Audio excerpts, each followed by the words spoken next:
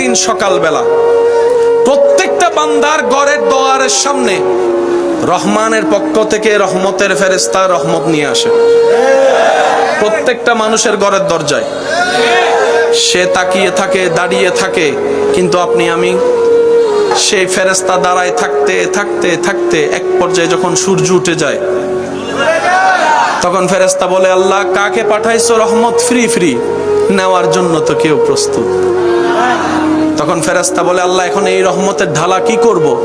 রব বলে যে যা দিয়েছি তো দিয়েছি, আমি আর ফেরত নিই না। আল্লাহ আমি এখন কি করব? রব্বুল আলামিন বলে, সেই রহমতের ডালা তুমি জঙ্গলের মধ্যে গিয়ে ছেড়ে দাও, জঙ্গলের মধ্যে দিয়ে দাও, জঙ্গলের মধ্যে দিয়ে দাও। এবার বুঝতে পেরেছেন, যত্ন নেওয়ার মতো কোনো মানুষ না থাকার পরও জঙ্গলে এত গাছ কোত্থেকে আসলো, এত গাছে ফল কোত্থেকে ধরলো? আপনি আমি সার দিয়েও এত ফল ফলাইতে পারি না, জঙ্গলের মধ্যে গাছের মধ্যে আল্লাহ প্রদত্ত যত ফল চলে আসে। সুবহানাল্লাহ।